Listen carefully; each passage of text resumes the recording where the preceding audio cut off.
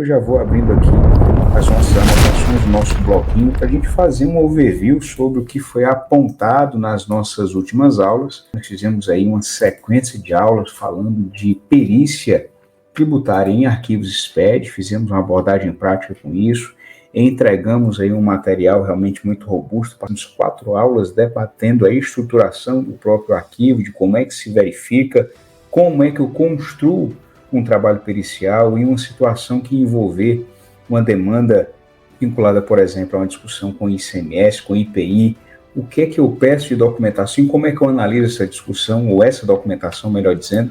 Tudo isso foi alvo aqui da nossa análise nos últimos dias, nas últimas semanas.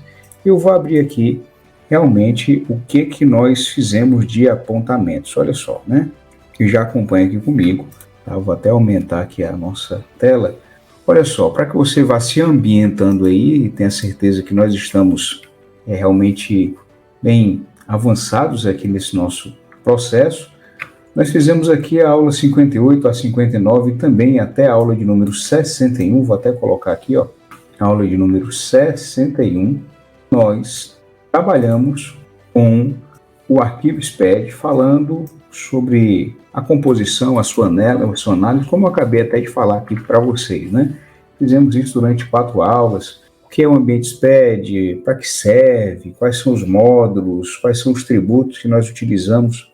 O SPED como forma de declaração e como comprovação dos métodos que utilizamos para fazer a apuração do tributo. E, enfim, nós fizemos todos esses procedimentos por aqui, falamos também das classificações tributárias, composição dos registros, o que é que eu observo, o que é que eu não observo, o que é que eu identifico. Isso tudo foi objeto das nossas últimas 4 aulas, e hoje nós estamos na aula de número 62, a aula 062, né? Essa aula de número 062, ela tem como propósito apresentar em momento assim, essencial, né, com uma abordagem fundamental, a restituição, não é isso? A restituição de imposto de renda, olha só, restituição de imposto de renda, deixa eu baixar mais aqui para ficar beleza, a restituição de imposto de renda sobre rendimentos, né, ou sobre pensão alimentícia recebida. Perfeito? Esse é o propósito da nossa aula de hoje, e nós vamos apresentar informações, né? Na verdade, nós vamos esclarecer os seguintes pontos. Primeiro, qual o contexto dessa demanda? De onde surgiu? De onde surgiu essa decisão? De onde surgiu essa base, essa possibilidade? De onde surgiu, né? Vamos aqui observar o outro ponto e responder também, né? A quem se aplica essa restituição? Como solicitar os valores indevidamente pagos? Essas são as questões que nós vamos responder aqui juntos na aula de hoje, iniciando pela primeira, né? Qual o contexto dessa demanda? Ou seja, de onde surgiu a discussão sobre a possibilidade, né, de receber esses valores na forma de uma restituição. Pois bem, meus amigos, repara aqui comigo, né? Eu até faço aqui um destaque para que fique melhor aí para a gente conversar. Entenda o seguinte, olha, há um certo tempo, né, há alguns anos, foi movimentada uma ação judicial que estava tramitando, né, que iniciou, inclusive, na 7ª Vara Civil Federal do Estado de São Paulo, certo? Onde esse procedimento civil, né, que visava aplicar sobre o rendimento de pensão alimentícia da pessoa, certo, que tem aí um alimentando, direciona valores a esse alimentando, e partindo do pressuposto que quando eu, na condição de tutor ou na condição de responsável legal, até mesmo de beneficiário da pensão, eu, ao recepcionar esses valores, apesar desses valores, para mim, serem valores novos, eles apenas representam para quem efetuou o pagamento, para quem me mandou esses valores. Ele nada mais foi do que uma mudança ou uma transição, certo, de propriedade inclusive por força de um acordo judicial ou de uma determinação legal, fazendo com que não exista o acréscimo patrimonial, certo, ao terceiro, em razão dessa questão da transferência desse patrimônio. O grande propósito, né, da ação, aqui simplificando a conversa, o grande propósito da ação judicial foi justamente fazer com que o judiciário ele acolhesse o pleito de que a pensão alimentícia ela não representa uma receita nova, nem um acréscimo patrimonial em favor do dependente ou em favor do alimentando, do recebedor da pensão.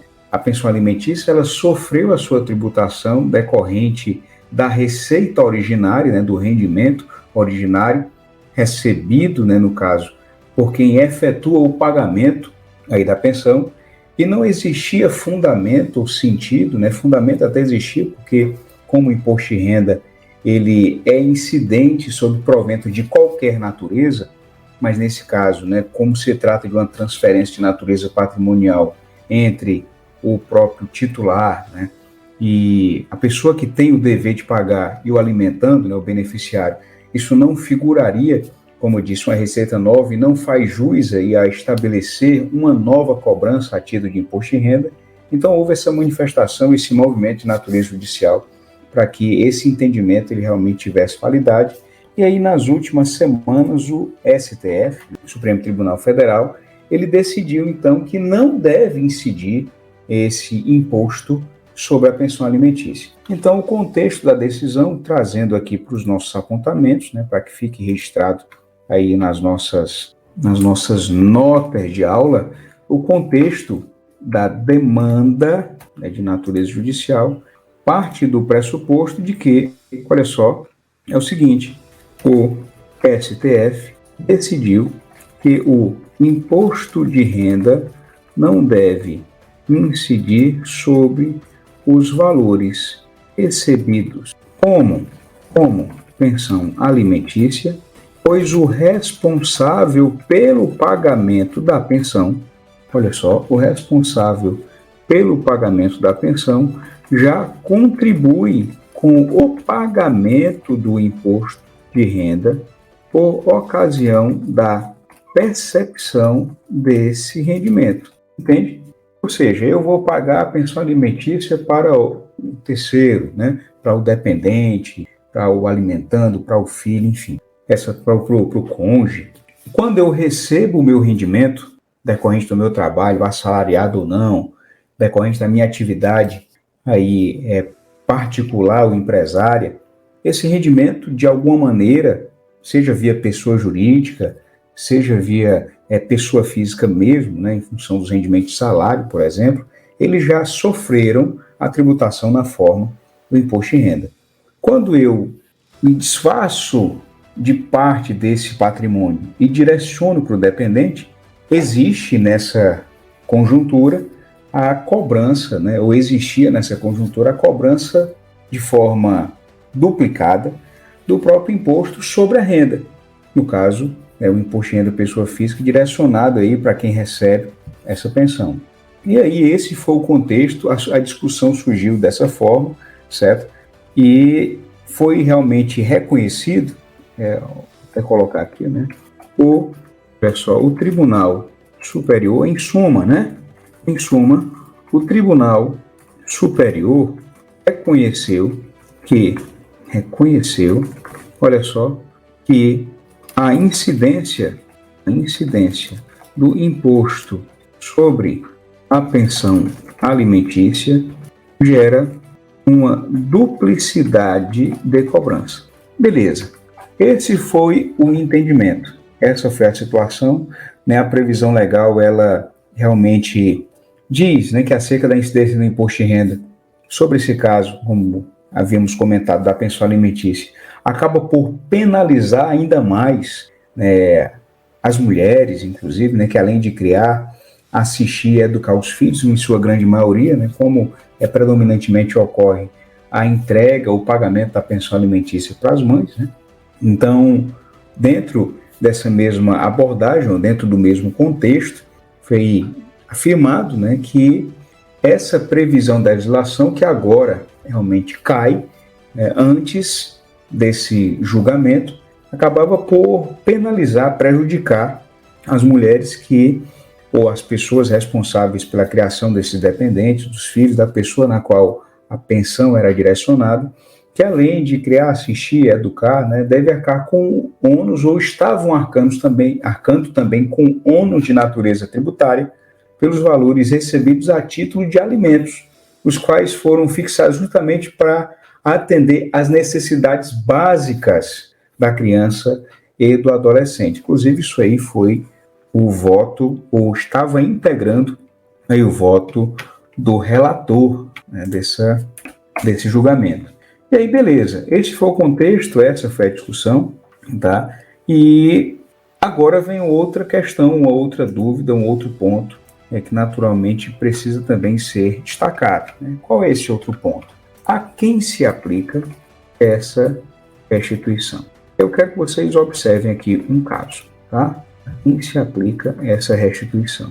Em outras palavras, quem tem direito? Ora, meu amigo, se você recebeu pensão alimentícia, valores decorrentes aí de pensão alimentícia, incluiu esses valores na sua declaração de imposto de renda, tributou esses valores, ou seja, efetivamente pagou o imposto de renda sobre esses valores, você se encaixa no rol de pessoas que têm direito a pedir essa restituição.